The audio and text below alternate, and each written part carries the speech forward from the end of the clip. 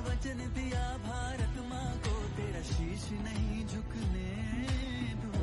Welcome to my YouTube channel Abhishek tech GK.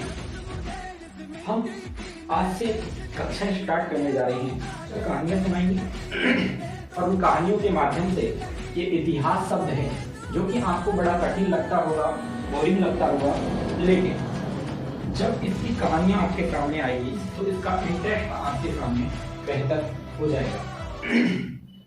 इतिहास में सबसे ज्यादा मेन चीज क्या होती है? दिक्कत कहाँ आती है? दिक्कत आती है इनकी दिनांक याद करने में कि कौन से सन में कौन पैदा हो गया, किस सन में कौन मर गया और कौन सा राजा कहाँ बन गया। ठीक है, कौन सा युद्ध कब हुआ, कैसे हुआ, उसकी तो बात हम कर ही लेंगे, लेकिन सबसे पहले राजस्थान के इतिहास को जानने से पहले हम भारत के इतिहास का वर्गीकरण आपको बता दें कि भारत के इतिहास का वर्गीकरण भी हम 3 भागों में पढ़ेंगे। पहले में तो प्राचीन भारत का इतिहास, द्वितीय में मध्यकालीन भारत का इतिहास और तृतीय में आधुनिक भारत का इतिहास। हम राजस्थान के इतिहास की कर रहे हैं तो हमने भारत के इतिहास में आपको केवल इतना बताया कि इसको भी 3 भागों में बांटकर पढ़ते हैं और राजस्थान के इतिहास को भी 3 भागों में बांटकर पढ़ते हैं। हम बात करेंगे इतिहास की, किसकी? इतिहास शब्द की। कि इतिहास शब्द है जो कहां से आया, कहां से लिया गया। एक पुस्तक है, उसका नाम है हिस्टोरिका और हिस्टोरिका के लेखक थे हेरोडोटस। इनके द्वारा इतिहास शब्द का प्रयोग किया गया। अब हम राजस्थान के संदर्भ में बात कर रहे हैं क्योंकि तो राजस्थान के इतिहास लेखन का पितामह किसे कहा जाता है? Colonel James Tod. किसे कहा जाता है? Colonel James Tod.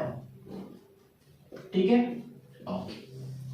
इतिहास में इसे घोड़े वाले बाबा के नाम से जाना जाता है। क्या नाम है? घोड़े वाले बाबा। भाई घोड़े वाले बाबा क्यों कहा गया? क्योंकि ये घोड़ा लिया है और घोड़े ले लेके मतलब घोड़े पे बैठ बैठ के इसने पूरे जगह के रीति रिवाजों को अपनी किताब के अंतर्गत लिखता गया, इसलिए इसे घोड़े वाले बाबा के नाम से भी जाना जाता है। ओके, अब इतनी बात कर ली, लेकिन इतिहास जो है, किसी भी चीज का इतिहास हम कैसे जानें? या तो हमारे पास कोई ऐसी मशीन हो कि एक बटन दबाया और उसके अतीत में पहुंच गए, या दूसरी चीज कि इतिहास को जानने की जो युक्ति होती है उसे ऐतिहासिक स्रोत कहा जाता है। क्या कहा जाता है? ऐतिहासिक स्रोत। तो स्रोत क्या है इतिहास को जानने के? तो सबसे पहले हम बात करें कि इतिहास को जानने का जो स्रोत है वो एक है अभिलेख। कौन सा है? अभिलेख। अभिलेख क्या होता है सर? हमने बहुत जगह सुना है लेकिन समझ में नहीं आया।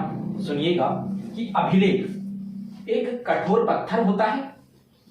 पत्थर ले लो, कोई भी कठोर वस्तु या ऐसी जो चौकोटी आकृति की हो, त्रिकोणीय आकृति की हो, कैसी भी आकृति हो सकती है, उस पे किसी भी राजवंश के बारे में, किसी भी राजवंश के बारे में, उसकी उपलब्धियों का वर्णन हो, उनके राजाओं का वर्णन हो, इत्यादि महत्वपूर्ण बातें उस पत्थरनुमा या कठोर सतह पर उत्कीर्ण होती है।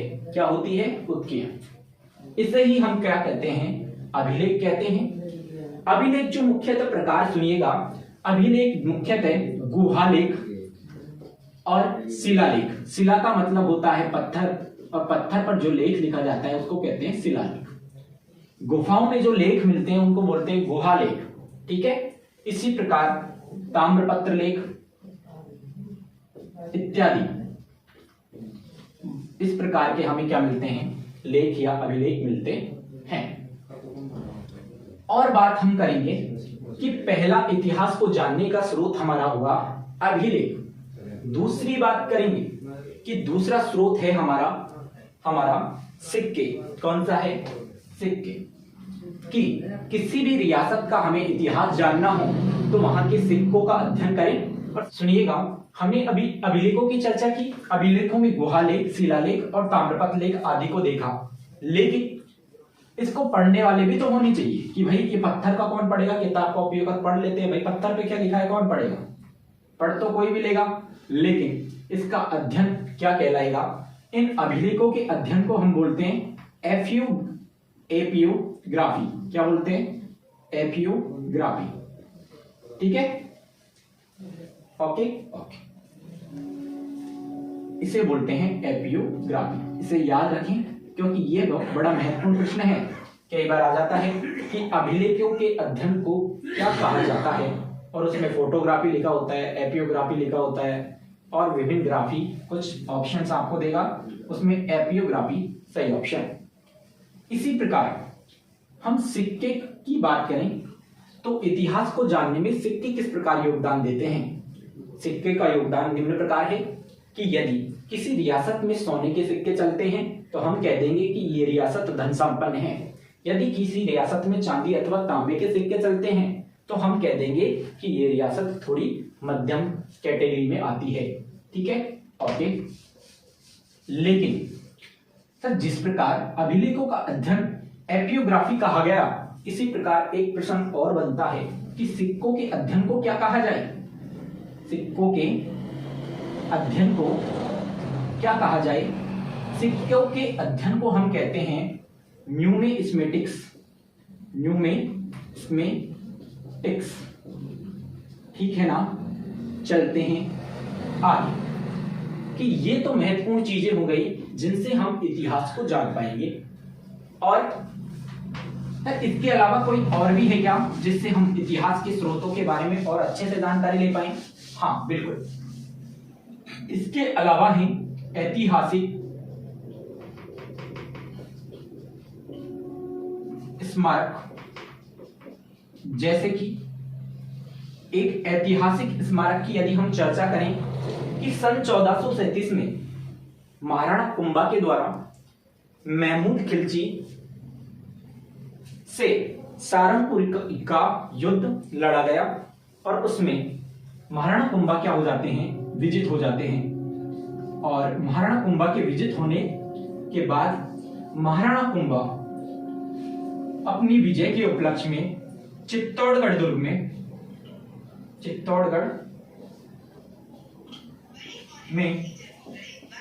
विजय स्तंभ का निर्माण करवाते हैं। किसका? विजय स्तंभ का। चित्तौड़गढ़ या यूं लिखें कि कुंभलगढ़ दुर्ग में किसका निर्माण करवाते हैं? विजय स्तंभ का। इसकी तीसरी मंजिल पर 3 बार अल्लाह लिखा हुआ है। किसकी पे? विजय स्तंभ की पे।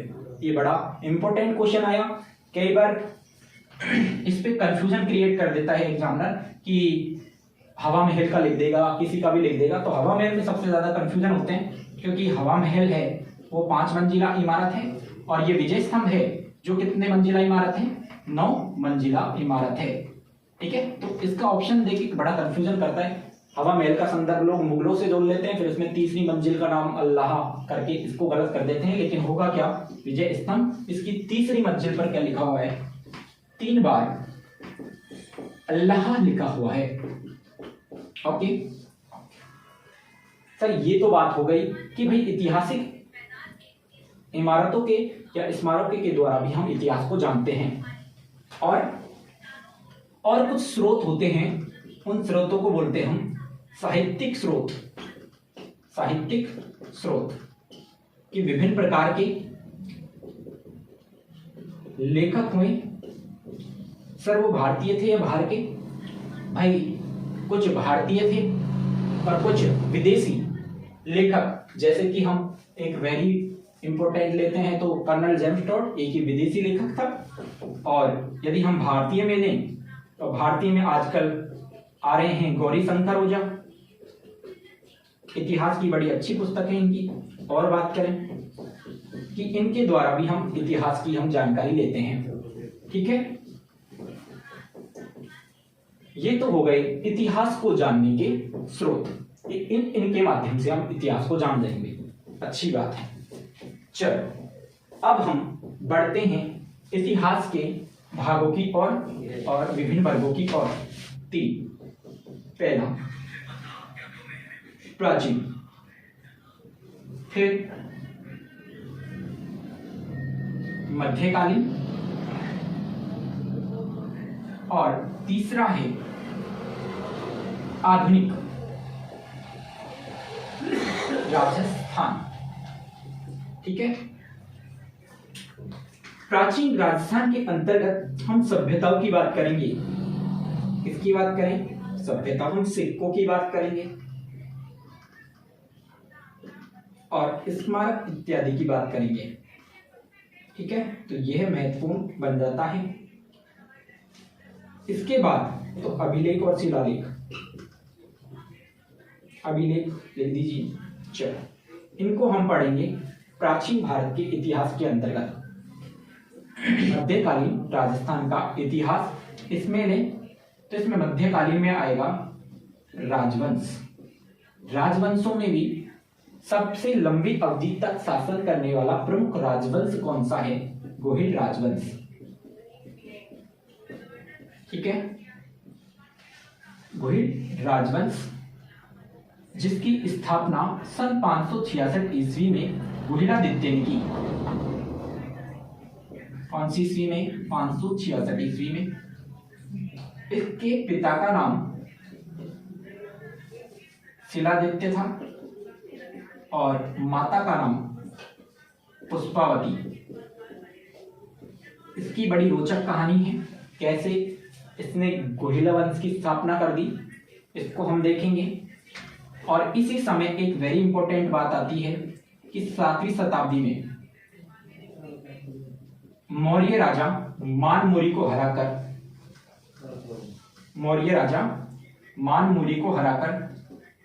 चिरबिल राजवंश के बाद अगला राजवंश आता है हमारा राठौड़। गोहिल राजवंश का प्रचलन रहा हमारा मेवाड़ में,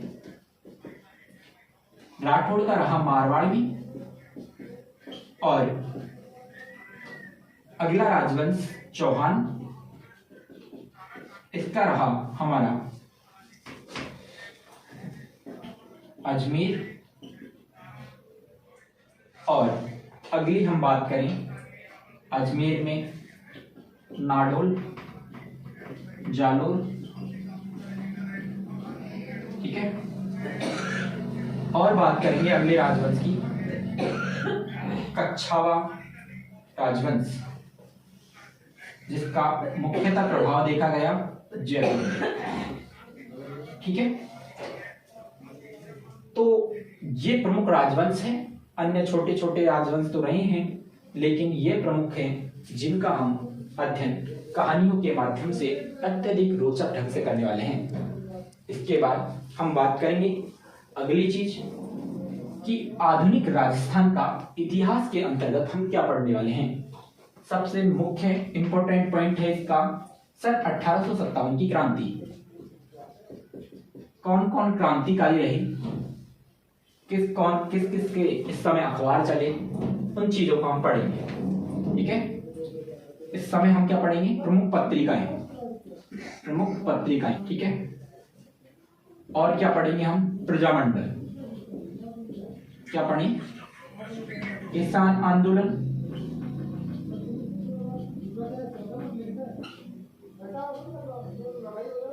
और प्रमुख व्यक्तित्व,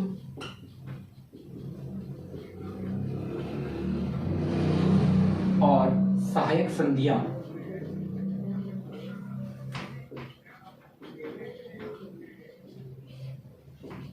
और जनजातीय आंदोलन,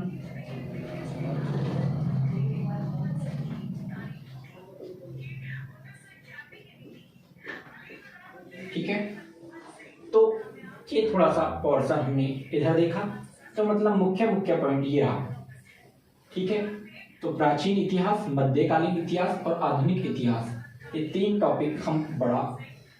अब इस YouTube पर हम स्टार्ट करने वाले हैं मध्यकालीन राजस्थान का इतिहास, और इसमें सबसे पहली कहानी हम स्टार्ट करेंगे गोहिल राजवंश की। ठीक है, और विभिन्न शॉर्ट्स वीडियोस के माध्यम से आपको छोटी छोटी टुकड़ों में विभिन्न रोचक तथ्य इसके सुनाए जाएंगे। ठीक है, तो गोहिल राजवंश में तो 2 शाखाएं चली, एक तो राणा और दूसरी चली थी रावल शाखा। रावल शाखा का अंतिम शासक था रतन सिंह, जो अलाउद्दीन खिलजी के साथ युद्ध में वीरगति को प्राप्त हो जाता है, और महाराणा प्रताप जो कि राणा शाखा से थे। महाराणा प्रताप इस राणा शाखा में तो बड़े वीर रहते हैं। देखो, महाराणा प्रताप, महाराणा कुंभा रहे इसमें, और इसमें और इंपॉर्टेंट राणा सांगा, ये तीन बड़े इंपॉर्टेंट रोल रखते हैं। राणा सांगा ने तो बहुत सारे युद्ध करे, खातोली, बारडोली, बहुत सारे युद्ध, ठीक है। तो इनके बारे में विस्तृत चर्चा करेंगे। और मारवाड़ में हम मतीरे की राड़ के संदर्भ में देखेंगे। और कच्छावा राजवंश में, जो कि जयपुर या आमेर के राजवंश के नाम से जाना जाता है, इसमें हम मानसिंह, भारमल, भारमली, है ना, इत्यादि की चर्चा करेंगे। अकबर ने इनको कितने मनसब दिए, क्या दिए, किसको क्या सेनापति नियुक्त किया, हल्दी घाटी के युद्ध का नेतृत्व अकबर की तरफ से किसने किया, ठीक है। तो यह मेन बातें हैं जो ज्यादातर पूछी जाती है इतिहास में, है ना। तो आजकल तो ऊपर से ही प्रश्न आते हैं इतिहास के, ज्यादा डीप तो है नहीं, और सबसे ज्यादा प्रश्न आते हैं तो आधुनिक और मध्यकालीन के। और प्राचीन इतिहास में ज्यादा कुछ नहीं, केवल आजकल पूछता है तो अभिलेख और सभ्यता, और सभ्यता में भी बड़ा फिक्स है। कौन कौन सा? कालीबंगा, काले रंग की चूड़ियां होता है, क्या होता है? काले रंग की चूड़ियां। दूसरी आहड़ सभ्यता, कालीबंगा सभ्यता हनुमानगढ़ जिले में स्थित है, और आहड़ सभ्यता उदयपुर में। तीसरी इंपॉर्टेंट और मुख्य सभ्यता है गणेश्वर सभ्यता, जिसे ताम्रयुगी सभ्यता की जननी कहा जाता है, जो कि सीकर में कांतली नदी के किनारे अवस्थित है, ठीक है। तो यह बेसिक इंट्रोडक्शन हो गया राजस्थान के इतिहास का, और इसमें बड़े ही रोचक अंदाज से हम कहानियां नेक्स्ट पार्ट की वीडियो से स्टार्ट करने वाले हैं। धन्यवाद। ज्यादा से ज्यादा इस वीडियो को शेयर कीजिए, चैनल को सब्सक्राइब कीजिए और press the bell icon for new video notification. धन्यवाद।